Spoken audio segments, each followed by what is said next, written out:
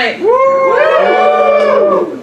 Okay, everybody's woo? Is that what I'm getting? Okay, seriously, how is everybody? Okay, yeah, that's why people don't ask, because I didn't get any of that, and I don't really care, so. I'm glad you guys are here, though, thank you.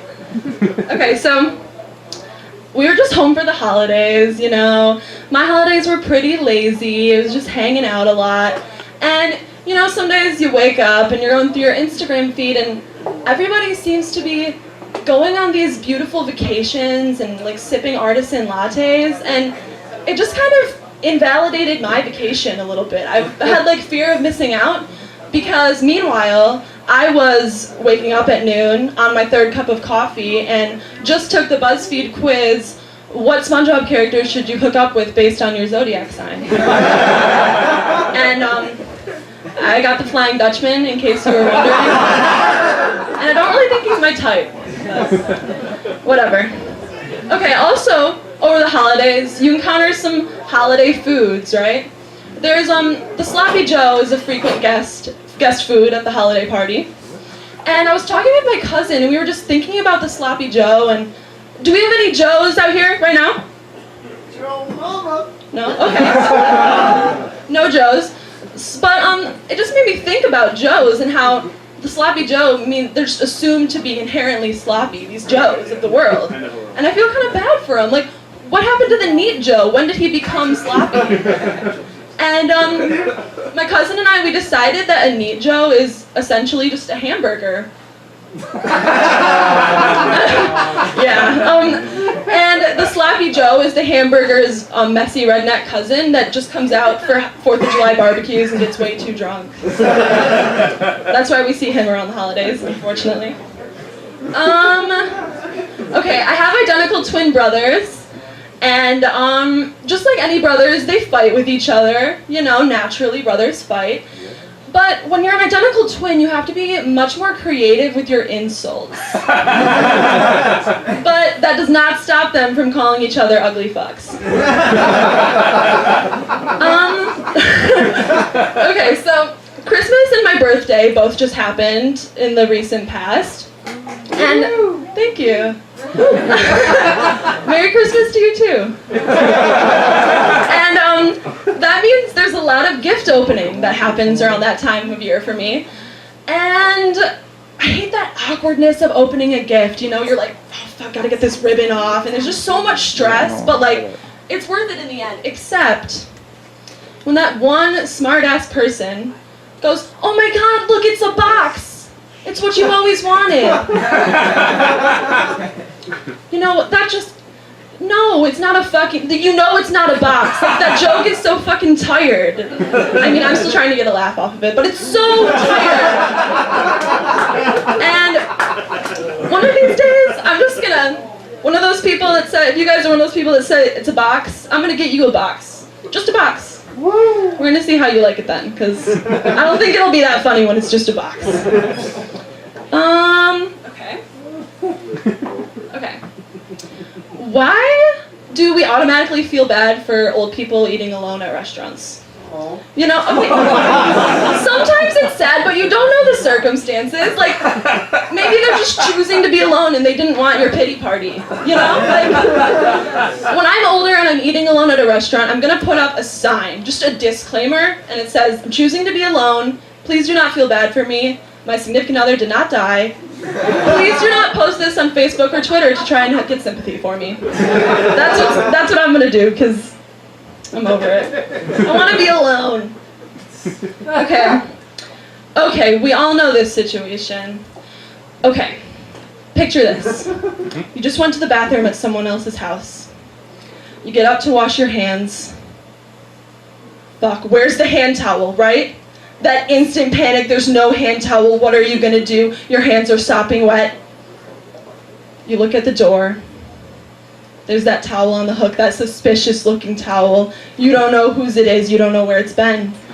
And you just look at it, and you look at your hands, you look at the towel, and you're faced with a decision.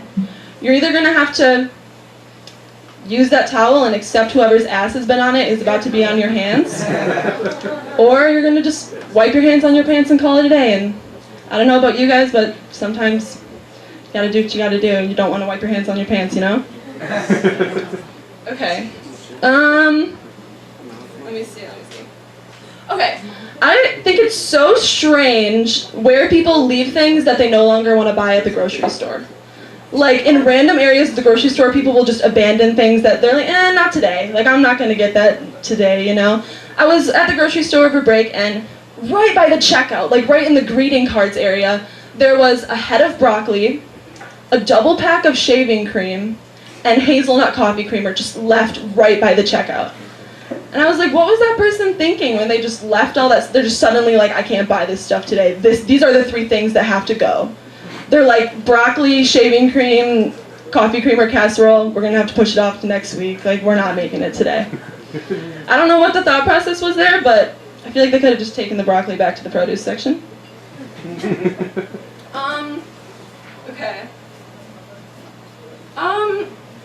I don't really like to hold babies, just because I don't really trust myself enough for that responsibility. You know, like a baby is just holding one is a big responsibility for me.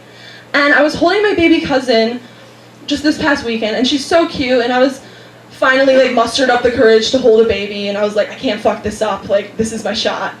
And I was holding her, and I was like, she's about the same size as my cat, and my cat's pretty big, but so she was just kind of heavy, and I was like trying to switch her to my other arm, and in that moment I realized you can drop a cat, but you can't drop a baby. That's all I'm gonna say. Okay, how many of you guys have Sprint? Just raise your hands. Okay, you guys too excited, and Sprint's not that great. But I also have Sprint. But I was watching TV the other day, and there was a new Sprint commercial, you know, the basic stuff that's in a cell phone commercial. And then at the end, their new slogan is just, "It works for me." They just cut the bullshit on that one. They're just like, hey, you know what? It works for me. Like, I'm not shooting for the stars, it's Sprint. Like, their slogan might as well just be, hey, we're not Verizon, but you know what you signed up for, and at least we're not Metro PCS. Okay. Another advertising campaign that confuses me is rallies. Like, I've only ever seen a Rallies commercial late at night, and I mean like late at night. Like, and these commercials are always really like dark and shady. Like, there's never any faces. It's this guy going through the drive-thru, like his hand just sticks out the window, and he's like, no faces ever, and it's like that late night craving, and you're like, okay. It's like nobody wants to know, like nobody wants anyone to know that they buy Rallies. Like, we're just doing it at night.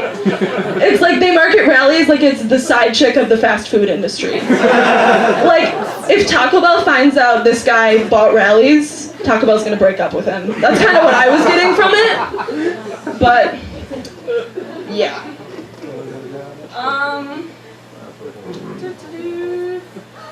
What else do I have for you guys? Oh, okay. Millennials. Okay, how many millennials are here right now? Technically. I'm gonna groom myself in just to like make this joke more inclusive for me. But so millennials, I love us, but I feel like we're incapable of a lot of like basic social functions. You know, like basic skills that like might have been useful like 20, 30, 40 years ago, right? Like, for example, I think I might be a little bit scared to call 911 in the event of an emergency. Like, I feel like that's a little bit too much pressure. Like, Grandpa, how you doing with that heart attack over there? All right, just hold up. The Uber's on its way. It's 3 minutes away. He has 5 stars, okay? Right around the block, okay? Yeah, I feel like we'd rather hook up an Uber than call 911. That's what I'm getting at. So, my last thing. Everybody talks about guilty pleasures, but have you ever heard anyone talk about their innocent pleasures? And the guilty pleasures are never even that bad. They're like, oh, guilty pleasure, like, I eat 1 square of chocolate after I work out, guilty pleasure. I'm like, that's nothing to be guilty about. Like, enjoy your chocolate. Like, it's not a big deal. Like, I feel like they're going to talk about an innocent pleasure, and it's going to be also the opposite. They're like, innocent pleasure, like, Sometimes I just murder people. Like, it's not a big deal. It's just an innocent pleasure, you know? Okay, but that's all for me. Thank you.